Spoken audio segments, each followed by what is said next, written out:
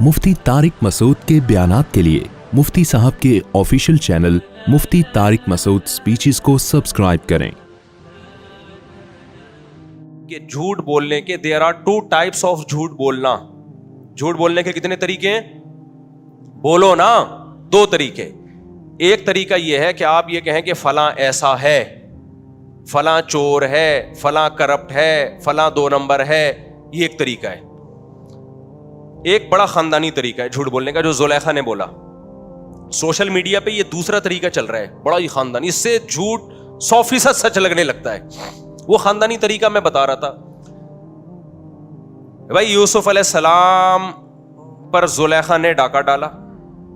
यूसुफ अलैहिस्सलाम भागे, दरवाजा खुला तो आगे शौहर खड़ा है, जिसको कुरान कह रहा है सय्यदहा, आका। जुलेखा के आका खड़े हुए थे। अल्लाह मियां शौहर को क्या कहते हैं? यार तुम्हारे फजाइल पर जब बात होती है तो भी तुम्हारे मुंह से आवाज नहीं निकलती, तो तुम्हारे खिलाफ जब बात होगी तो कहां से आवाज निकलेगी? वालफया सय्यदहा लदल बाब। कुरान कह रहे दरवाजे पे जुलेखा ने अपने आका को पाया। अल्लाह मियां जुलेखा के शौहर को जुलेखा का सैयद, सरदार, आका कह रहे हैं। आई बात समझ में कि नहीं आई?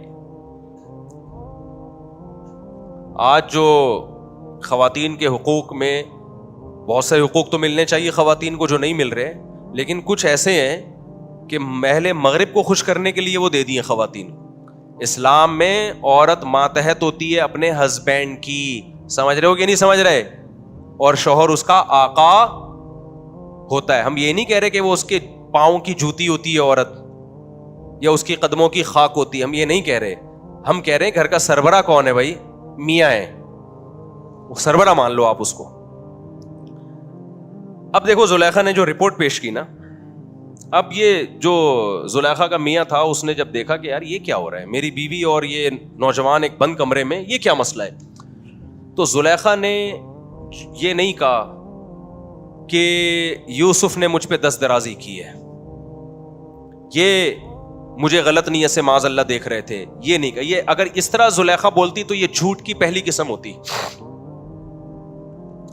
ये झूठ बोलने का वो तरीका होता जिससे शक होता है कि पता नहीं सच कह रही है कि झूठ कह रही है। थोड़ी सी आवाज बढ़ा दें इसकी, पहले गूंज रही थी ना आवाज। जुलेखा ने कहा मा जज़ाउ मन अरादा बि अहलिका सूअन इल्ला अन युस्जना औ अज़ाबुन अलीम। ए मेरे आका, ए मेरे सरताज, मुझे आप ये बताइए कि आपकी बीवी पर अगर कोई गलत नीयत से हाथ डालने की कोशिश करे उसकी क्या सजा होनी चाहिए। ये झूठ की कौन सी किस्म है? झूठ बोलने का स्टाइल नंबर 2, कि ये तो बहस में पड़ो ही नहीं कि गलती मैंने की है या इसने की है, ये तो बहस ही गलत है। आप सजा बताएं कि इसकी सजा क्या होनी चाहिए। आपको झूठ बोलने का तरीका सिखा रहा हूं, अगर कभी पकड़े गए ना तो इस तरह से बोला करो झूठ। मर्द कैसे पकड़ा जाता है? मर्द के पकड़े जाने का यही खतरा होता है कि वो जो एक साहब थे ना,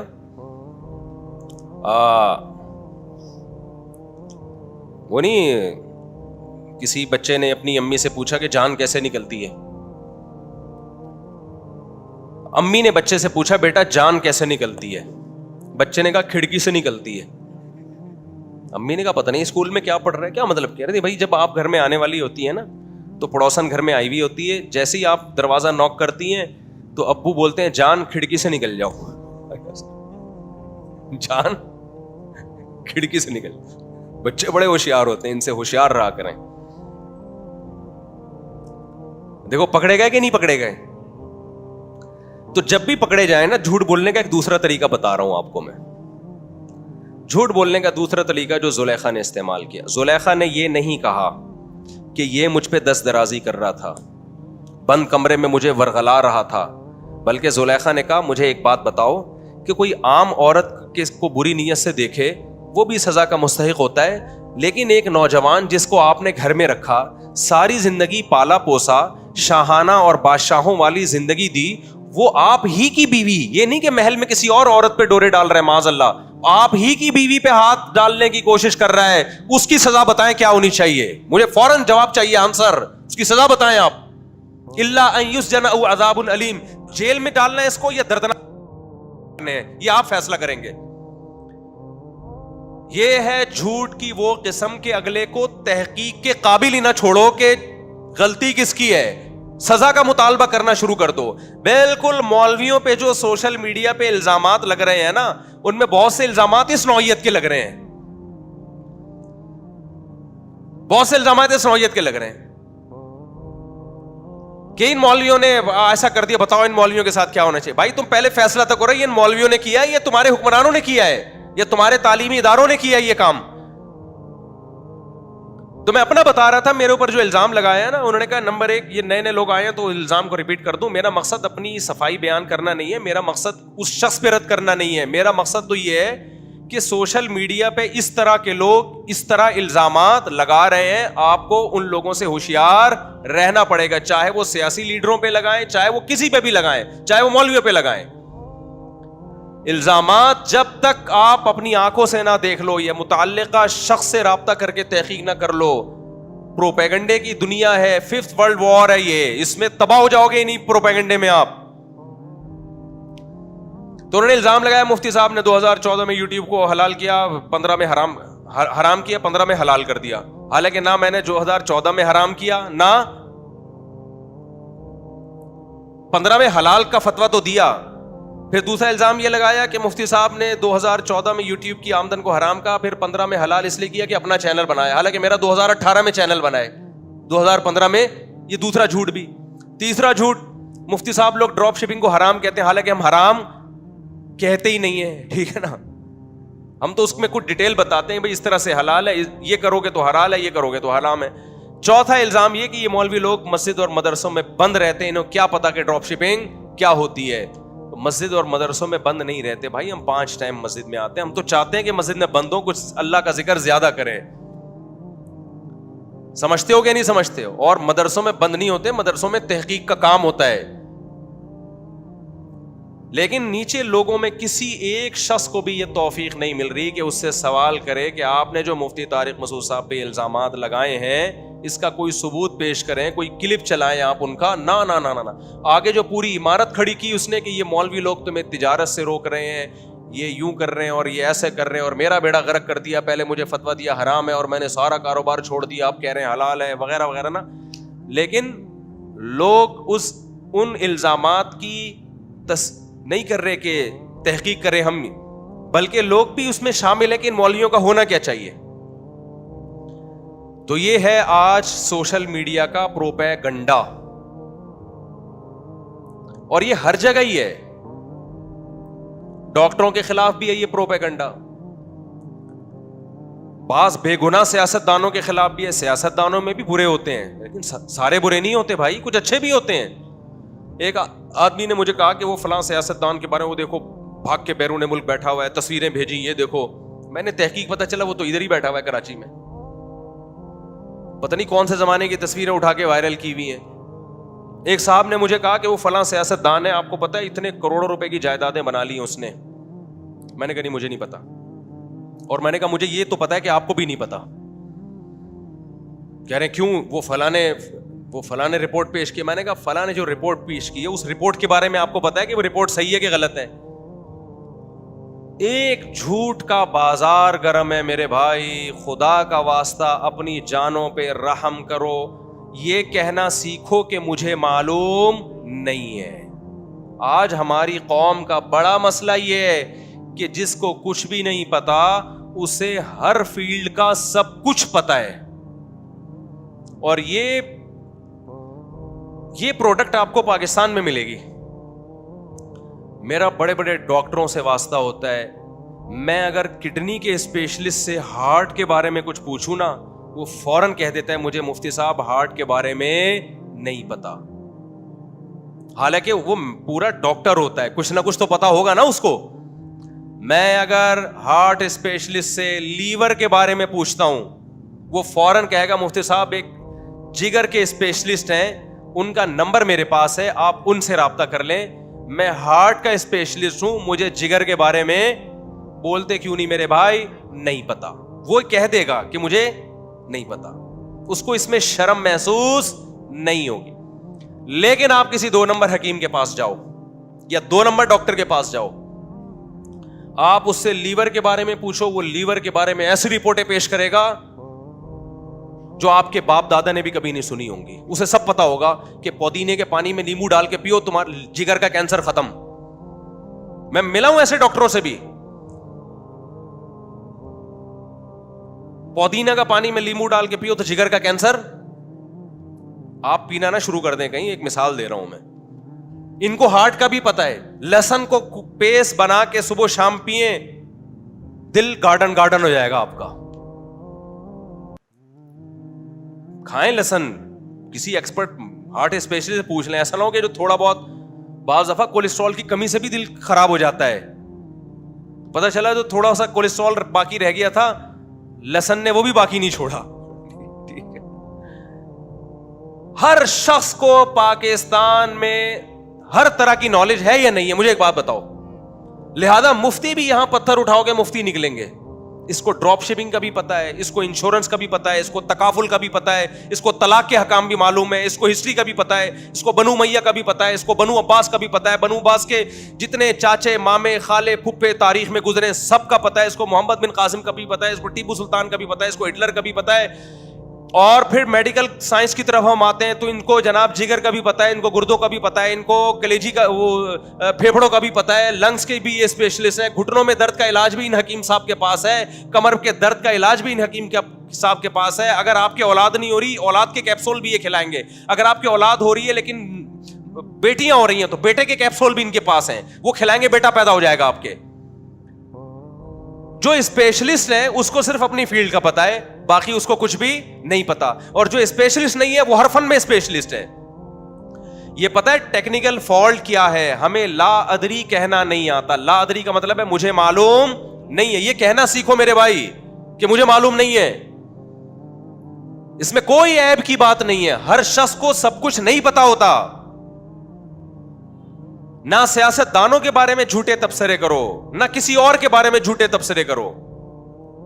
ان السمع والبصر والفؤاد كل اولئک کان عنہ مسئولا.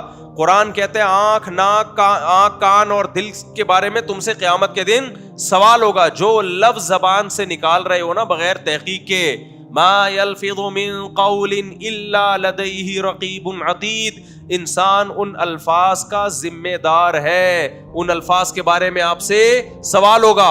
اور خوب سمجھو, جب بھی کسی کی اسپیچ سنا کرو نا, اینالائز کرنا سیکھو اس کو. ایک دم نہیں مان لے آیا کرو, آپ اس کی بات کے ٹکڑے کیا کرو کہ اس نے 4 قسم کے الزامات لگائے ہیں, ان چاروں الزامات پہ ہم الگ الگ دیکھو. ہمارے پاس جب کیس آتا ہے نا, ہم تو حکم تحکیم کا کام بھی کرتے ہیں نا بھائی. کاروباری جھگڑے آتے ہیں لوگوں کے تو لوگ کہتے ہیں مفتی صاحب حل کرو. ایک تو ہوتا ہے فتویٰ لکھنا, فتویٰ اور چیز ہے, 2 پارٹیوں کے درمیان فیصلہ کرانا, بولو الگ چیز. فتوے کا مطلب جو آپ سوال لکھ کے دیں گے اس کے حساب سے آپ کو جواب مل جائے گا. دوسرا سوال لکھ کے دے گا بالکل الٹا, اس کو جواب اسی کے حساب سے مل جائے گا. تو 2 الگ الگ فتوے چلے گئے کہ نہیں چلے گئے؟ لوگ کہتے ہیں مفتی صاحب اس کو یہ فتویٰ دیا, آپ نے اس کو الٹا فتویٰ دے رہے ہو. ہم کہیں گے بھائی جو اس نے سوال پوچھا اس کے حساب سے طلاق نہیں ہوئی, یہ کمبخت جو پوچھ رہا ہے اس کے حساب سے ہو گئی ہے. 2 الگ الگ فتوے جا رہے ہیں, سوال 2 الگ الگ آئے ہیں نا.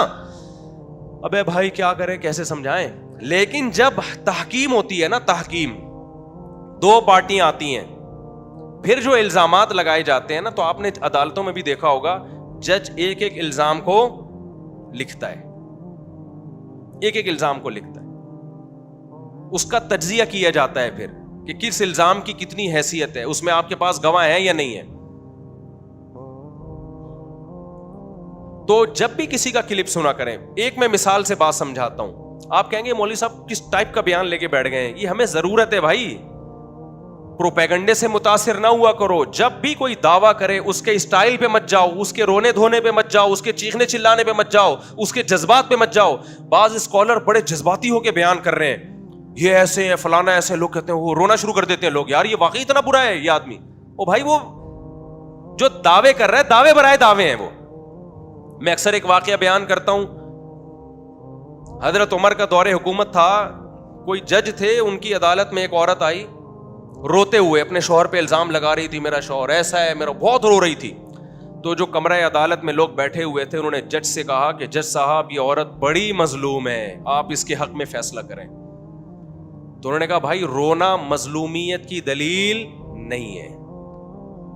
جج تھے نا, ماہر تھے, وہ تو صبح شام بھگتتے رہتے. انہوں نے کہا اگر رونا مظلومیت کی دلیل ہوتا تو یوسف علیہ السلام کے بھائیوں نے کنویں میں یوسف علیہ السلام کو ڈالا اور خود الٹا روتے ہوئے آ رہے ہیں. رونا یوسف علیہ السلام کو چاہیے تھا, رو کون رہا ہے؟ بھائی رو رہے ہیں. وجاءوا اباہم عشاء یبکون, قرآن کہتا ہے شام کو ابا کے پاس آئے روتے ہوئے, رو رہے ہیں ہائے ہمارے بھائی کو کیا ہو گیا, ہائے ہمارے بھائی کو کیا ہو گیا, حالانکہ جھوٹ بول رہے تھے. تو رونا دلیل محبت نہیں ہے, نہ آپ کے برحق ہونے کی دلیل ہے, نہ جذباتی ہونا آپ کے برحق ہونے کی دلیل ہے. تو ہماری قوم میں بڑا مسئلہ میجورٹی میں یہ ہے کہ وہ جذبات سے متاثر ہو رہے ہیں. جب بھی کوئی الزام لگایا کرے اس کو تجزیہ کیا کرو کہ یہ بول کیا رہا ہے. میں ایک مثال دیتا ہوں, چونکہ آج کل علماء کے خلاف بہت پروپیگنڈا ہو رہا ہے یوٹیوب پہ. ایک صاحب ہیں ملحد قسم کے ہیں, ویسے اپنے آپ کو مسلم کہتے ہیں, وہ انہوں نے بڑے بڑے سائنسدانوں کی تصویریں لگائیں, آئنسٹائن کی, نیوٹن کی, بڑا جو ہے نا, اور بیچ میں مولانا طارق جمیل صاحب کی, اور کہا کہ دیکھو ان لوگوں کی یہ ایجادات ہیں, یہ کام کیے اور یہ کام کیے, اور یہ حوروں کی ٹانگوں کی حسن اور جمال بیان کرتا ہے یہ آدمی. نیچے لوگوں نے کہا یار یہ دیکھو مولوی کسی کام کے. مولانا طارق جمیل صاحب نے بسا اوقات حوروں کے حسن پہ بیان کیا نا, کہہ رہے ہیں یہ دیکھو یہ ڈاکٹر ہے اتنا بڑا, انگریزوں کے ساری تصویریں نا, یہ آئنسٹائن ہے, یہ نیوٹن ہے, یہ اتنے بڑے بڑے سائنسدان جنہوں نے یہ کیا, اور ہنس بھی رہا ہے اور کہہ رہے ہیں یہ حوروں کے. تو ہماری قوم ان کو فالو کر رہی ہے, ان کو چھوڑا ہوا ہے. سمجھ میں آئی بات؟ تو لوگ کہہ رہے ہیں بات تو صحیح ہے. یہ بات صحیح نہیں, وہ آپ کو الو بنا رہا تھا اور آپ الو بن گئے ہو. اس کو چاہیے تھا اپنی تصویر لگاتا مولانا طارق جمیل صاحب کی جگہ, اور پھر کہتا آئنسٹائن یہ کر کے گیا, نیوٹن یہ کر کے گیا, اور میں یہاں بیٹھ کے وہ کر رہا ہوں جس کو کراچی میں ایک لفظ کہتے ہیں لیکن وہ ممبر پہ استعمال کرنا جائز نہیں ہے. سمجھ رہے ہیں؟ تو کون سا کوئی پازیٹیو کام کر رہا ہے؟ یہ بات کوئی سائنسدان کرتا نا کہ میں یہ کر رہا ہوں, میں یہ کر رہا ہوں, اور مولانا طارق جمیل صاحب حوروں کے فضائل سنا کے لوگوں کو بیوقوف بنا رہے, معاذ اللہ ان کی رائے میں. تو نے کون سا تیر, تو کیا چارٹرڈ اکاؤنٹنٹ بن گیا ہے, یا کوئی تو لیب میں تو نے کوئی پانی سے چلنے والی کوئی گاڑی ایجاد کر لی ہے تو نے؟ تو بھی تو کچھ بھی نہیں کر رہا. وہ حوروں کے فضائل بیان کر کے کم از کم زنا سے تو روک رہے ہیں نا لوگوں کو. تو آپ نے کیا تجزیہ کرنا ہے؟ ایسے فتنہ پرستوں سے ہوشیار رہیں, ان کو پروموٹ نہ کیا کریں. لوگ کہہ رہے ہیں لوگوں نے ان سے پازیٹیو کہا, واقعی یار یہ پروپیگنڈا ہے میڈیا کا. پہلی بات تو یہ کہ مولانا طارق جمیل صاحب کے 100 بیانات میں 2 بیان حوروں کے فضائل پر ہوں گے, 98 بیان حوروں کے فضائل پر نہیں ہے. 98 میں اخلاقیات سکھائی جا رہی ہیں جو اس یوٹیوبر کے پاس نہیں ہے, کہ کسی پہ طنز کیسے کیا جاتا ہے, کسی پہ اعتراض کیسے کیا جاتا ہے. ایک اخلاقیات کا شعبہ جو مولانا طارق جمیل صاحب نے شروع کیا تھا, جو مولویوں کا شعبہ ہے, وہ بھی آپ نے ختم کر دیا. اس سے سائنسدان تو پیدا نہیں ہوں گے, تھوڑی سی جو تمیز سوسائٹی میں باقی رہ گئی ہے وہ بھی مارکیٹ سے شارٹ ہو جائے گی. ہونا یہ چاہیے تھا کہ جب بھی کسی کا مقابلہ کسی سے کیا جاتا ہے تو جنس کا مقابلہ جنس سے کیا جاتا ہے. خوب سمجھ لو, جنس کا مقابلہ خلاف جنس سے کبھی نہیں کیا جاتا.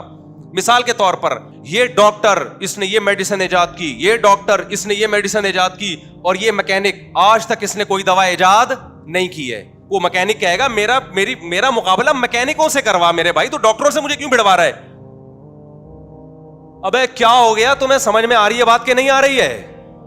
تو مولانا طارق جمیل صاحب کا مقابلہ آپ کو نیوٹن آئنسٹائن سے کروانے کی ضرورت نہیں ہے. آپ مولانا طارق جمیل صاحب کی تصویر لگاتے اور ہندوؤں کے پنڈتوں کی تصویر لگواتے اور سکھوں کے جو بھی ان کے مذہبی رہنما ہوتے ہیں وہ لگاتے اور پادریوں کی تصویر لگاتے. پھر آپ کہتے ہیں یہ پادری یہ گائیڈ کر رہا ہے, یہ پنڈت یہ کہہ رہا ہے, اور مولانا طارق جمیل صاحب کا بیان سنو وہ کیا کہہ رہے ہیں. پھر ہم کہتے ہیں یہ جو آپ مقابلہ کر رہے ہو مذہبی لیڈروں کا, مذہبی, آپ مسلمانوں کے مذہبی لیڈر کو دیکھو, نہا دھو کے جمعے میں تیار ہو کے آتے ہیں, نہا دھو کے سفید کپڑے پگڑی, اور آپ ہندوؤں کے پنڈت کی تصویریں لگاؤ ساتھ میں, عیسائیوں کے پادریوں کی لگاؤ. خدا کی قسم جو گیٹ اپ علماء کا اور جو روحانیت اور چہرے پہ اطمینان ان کے نظر آئے گا, کسی کے مذہبی لیڈروں میں آپ کو وہ روحانیت نظر نہیں آئے گی. اور اگر آپ نے نیوٹن اور آئنسٹائن کا مقابلہ کروانا ہے تو اپنے یونیورسٹیوں کے پروفیسروں سے کرواؤ. لمس یونیورسٹی کے پروفیسر کی تصویر لگاؤ وہاں پہ, آپ کراچی یونیورسٹی کے پروفیسر کی تصویر لگاؤ وہاں پہ کہ یہ کیا کر رہے ہیں اور یہ کیا کر رہے ہیں. سارا نزلہ کس پہ اتارا جا رہا ہے؟ مولویوں پہ ٹھڑک پوری کی جا رہی ہے اپنی. مجھے ایک بتایا وہاں اٹلی میں یا کہیں جرمنی میں کوئی پادری نے آنا تھا عیسائیوں کے, جس کے اٹلی میں ان کے پوپ آتے ہیں نا وہاں پہ. اب وہ عیسائی لوگ انتظار میں کھڑے ہوئے کہ ہمارے پوپ آئیں گے. ہمارے یہاں سے ایک عالم گئے, میں نام نہیں لینا چاہتا ہوں عالم کا, وہ شاید ناراض ہو جائیں. ان کا اتنا خوبصورت چہرہ, اتنی بڑی داڑھی ان کی, بڑے چہرے پہ ایک رونق. جب وہ اترے ہیں نا تو وہیں کے لوگوں نے مجھے بتایا اٹلی میں کہ عیسائی ان کو دیکھ کے حیران ہو گئے کہ یار یہ مسلمانوں کے مذہبی رہنما ہیں. یعنی وہ اپنے پادری کو چھوڑ کر کس کی طرف مائل ہو رہے ہیں؟ جو مسلمانوں کے مذہبی رہنما ہیں ان کی طرف مائل ہو رہے ہیں. تو پروپیگنڈا دیکھو کس طرح سے ہو رہا ہے. میں پھر بار بار کہتا ہوں, مجھے ان لوگوں پہ اعتراض نہیں ہوتا جو ایسے کلپ بناتے ہیں, تو پیڈ ہوتے ہیں, ان کے تو اپنے مفاد ہوتے ہیں. اعتراض آپ لوگوں پر ہوتا ہے بھائی جو ان کے پروپیگنڈے سے متاثر ہو جاتے ہیں. سمجھتے ہو کہ نہیں سمجھتے ہو؟ آپ یہ کہہ سکتے ہو کہ پھر ان مولویوں کی ہمیں ضرورت کیا ہے, جب نہ انہوں نے بلب ایجاد کیا, نہ یہ گاڑی ایجاد کر سکتے ہیں, نہ گاڑی کا پنچر لگا سکتے ہیں, یہ حوروں کے فضائل کے علاوہ کچھ بھی نہیں سنا سکتے, تو ان کی ہمیں ضرورت کیا ہے؟ مقابلہ نہ کرو آپ یہ اعتراض کر سکتے ہو.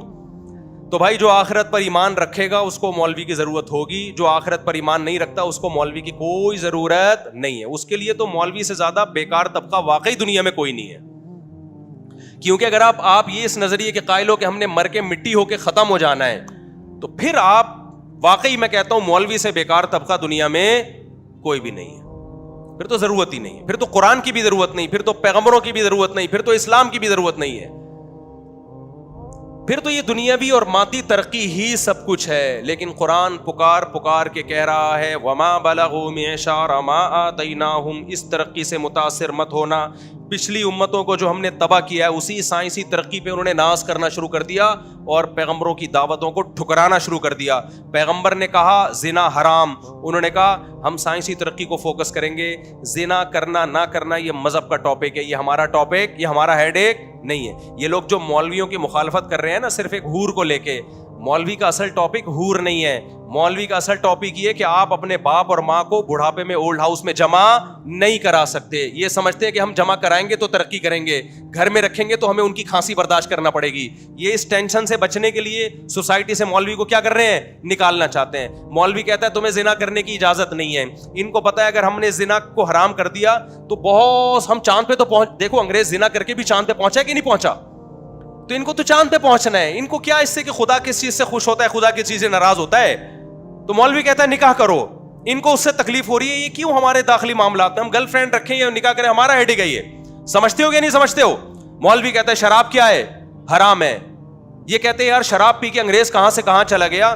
مولوی کہتا ہے بھائی شراب پی کے تو یہاں بیٹھے بیٹھے آپ چاند پہ پہنچ جاتے ہو, ہم مانتے ہیں اس بات کو, لیکن خدا شراب سے کیا ہوتا ہے, ناراض. چترول لگیں گے مرنے کے بعد. جو زنا کرتا ہے دنیا میں ترقی کر لیتا ہے میرے بھائی وہ, لیکن چترول کب لگیں گے, مرنے کے بعد. جو ماں باپ کو اولڈ ہاؤس میں جمع کرتا ہے ترقی کر لیتا ہے, ہو سکتا ہے میڈیکل کالج میں اس کے نمبر زیادہ اچھے آئے کیونکہ ابا کی ٹینشن ہی ختم ہو گئی, لیکن چترول کب لگیں گے, بولتے کیوں نہیں, مرنے کے بعد. سود کے ذریعے آپ پیسہ کماؤ گے, آپ قوم کا بیڑا غرق ہو یا نہیں ہو, آپ فائدے میں بظاہر چلے جاؤ گے. چترول کب لگیں گے, بولو نا, مرنے کے بعد. عورت پردہ نہ کرے ترقی کر لے گی وہ. بہت سی انگریز عورتیں نے زنا کر کے کتنی ترقی کی ہے, ہر شعبے میں آگے بڑھی ہیں, وہ ملکوں کی وزیر اعظم ہو سکتا ہے بن گئی ہوں. چترول کب لگیں گے, مرنے کے بعد. آپ شرک کرو ترقی پھر بھی کر لو گے. چترول کب لگیں گے, مرنے کے بعد. تو آپ مرنے کے بعد کی زندگی کا انکار کر دو تو پھر مولوی بھی فضول اور اس کی یہ باتیں بھی فضول. لیکن آپ اگر مرنے کے بعد کی زندگی کے قائل ہو تو آپ کے لیے نیوٹن اور آئنسٹائن کی اتنی اہمیت نہیں ہے جتنی مولوی کی اہمیت ہے. سمجھ میں آ رہی ہے بات کہ نہیں آ رہی ہے؟ تو آپ اپنا کانسیپٹ کلیئر کرو بھائی, موت کے بعد کی زندگی کو مانتے ہو یا نہیں مانتے. نہیں مانو منافقت چھوڑ دو, پھر آپ پھر یہ نہ بولا کرو میں مسلم ہوں لیکن میں ان مولویوں کو نہیں مانتا. او بھائی تو جھوٹ بول رہا ہے, تو سمجھتا ہے بات کو کہ نہیں سمجھتا. اور حوروں کا جہاں تک مسئلہ ہے, تم مذاق اڑاؤ حوروں کا, ہمیں تو چاہیے بھائی, تم اڑاؤ مذاق, کل خدا کی قسم ہم تمہارا مذاق اڑائیں گے. نوح علیہ السلام جب کشتی بنا رہے تھے نا, تو قوم مذاق اڑا رہی تھی کہ پانی ہے نہیں اور یہ مولویوں کو دیکھو یہ پٹے لے کے کیا بنا رہے ہیں کشتی. نوح علیہ السلام نے کہا مجھے اللہ نے وحی کی ہے بھائی عذاب آئے گا. انہوں نے کہا عذاب کا کوئی چانس ہے نہیں, کوئی سمندر قریب میں ہے نہیں, کوئی دریا ہے نہیں کہ سیلاب آئے, اور یہ مولویوں کو دیکھو کیا کر رہے ہیں. تو نوح علیہ السلام نے فرمایا ان تسخروا منا فإنا نسخر منکم, اڑا لو مذاق, کل ہم تمہارا مذاق اڑائیں گے. تو آپ آج حوروں کا مذاق اڑا لو بھائی, ہم تو خدا کے وعدوں پر یقین رکھتے ہیں بھائی, ہمیں تو حوریں چاہیے, ہمیں تو چاہیے بھائی. اور ہم تو اللہ سے دعا مانگتے ہیں اللہ ان حوروں سے ہمیں محروم نہ کرنا اور ان کمبختوں کو محروم کر دینا. یہ دنیا میں بھی محروم ہے حوروں سے, ان کو گرل فرینڈز ملتی ہیں, بیویاں ان کو نہیں ملتی, اور گرل فرینڈ کا جب موڈ آف ہوتا ہے وہ چھوڑ چھاڑ کے چلی جاتی ہے اس کو. جب زیادہ تو کل آج تو غریب ہو جا, دیکھتا ہوں میں تجھے کتنی حوریں دنیا میں ملتی ہیں. دیندار لوگوں کو وفا کرنے والی بیویاں ملتی ہیں, وفا کرنے والی اولادیں ملتی ہیں جو بڑھاپے میں سہارا بنتی ہیں.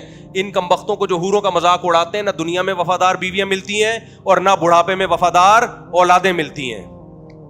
اور آخری بات کر کے بیان کو ختم کرتا ہوں میں, یہ جو بار بار الزام لگا رہے ہیں مولویوں کی وجہ سے ملک ترقی نہیں کر رہا.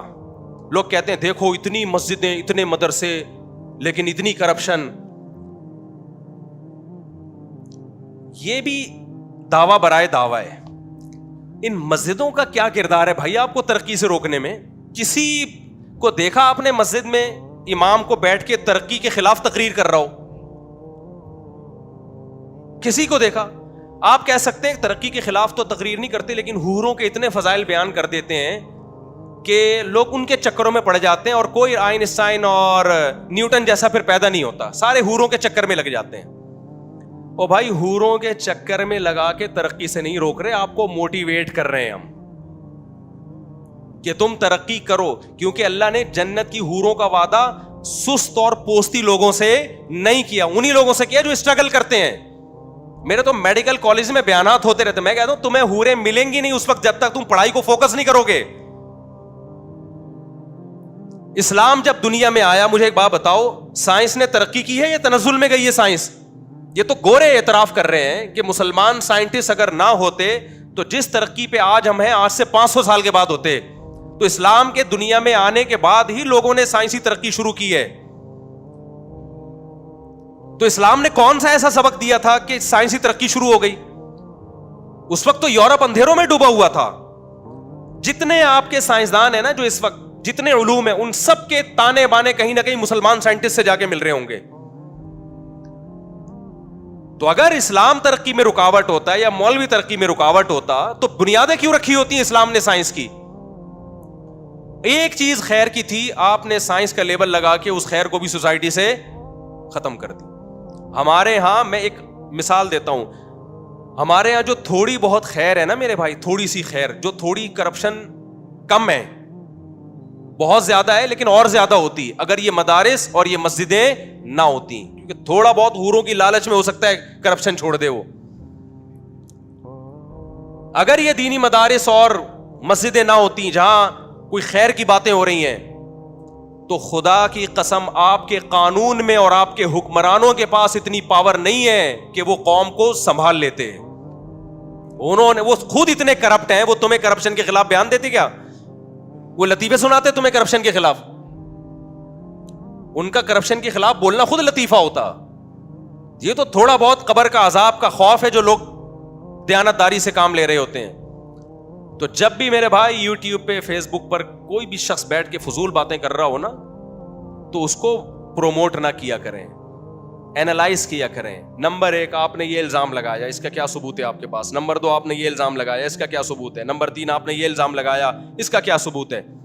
تاکہ آئندہ کوئی بولنے سے پہلے 100 دفعہ سوچے. سمجھ رہے ہو کہ نہیں سمجھ رہے ہو؟ اللہ تعالیٰ سمجھنے کی اور کھوپڑی کو استعمال کرنے کی توفیق دے.